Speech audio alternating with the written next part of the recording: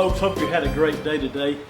I want to talk to you for just a minute about something that I've thought about for a long time. In fact, I've participated in this for a long time. It's about the if we then fallacy. The if we then fallacy. I've heard it quite often in churches, and usually around a holiday or a really special day, a big day.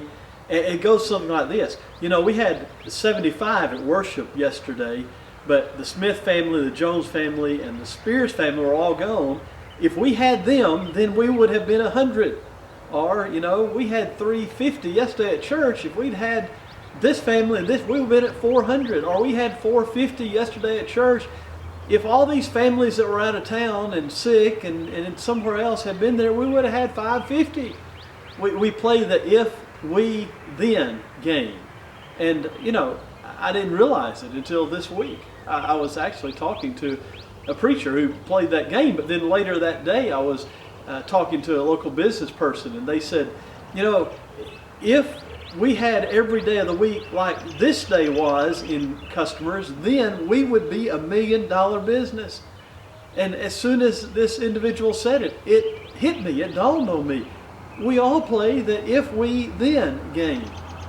I want to suggest to you it's not a healthy game, because you'll never have a Sunday when everybody's there. It just won't exist.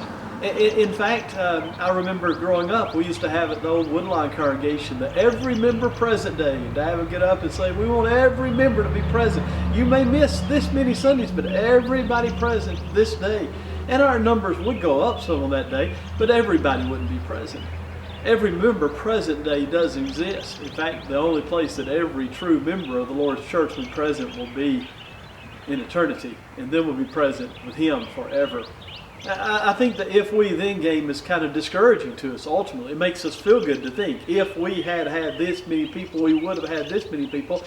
But then we get in our mind that we will have that many people, and then all we do then is press that forward. You know, if we had had this many, then we would have had that many. And now we have this many, and if all those folks have been there, stop playing it. Let me suggest a better game. Not a game, a better philosophy for you. Live in reality. Live in reality. People will take vacations. They will go out of town.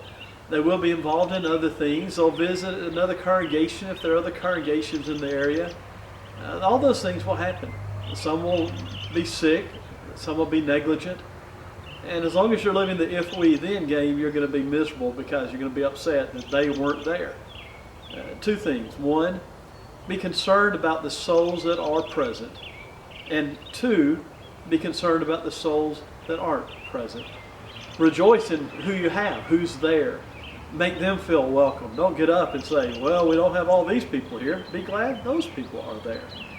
And then the ones that aren't present, be concerned about them. Reach out to them. Let them know you're concerned, not about their number, but about their spiritual health. That's our concern, isn't it?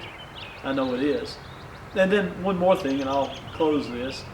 Rather than playing the if we then game of we're at 450, we'd be at 400 if, let's do this.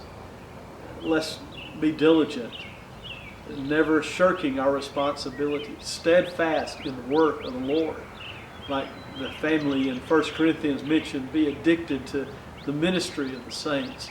Be busy about good things, reaching out to the lost, caring for those in your community who do not know the Lord.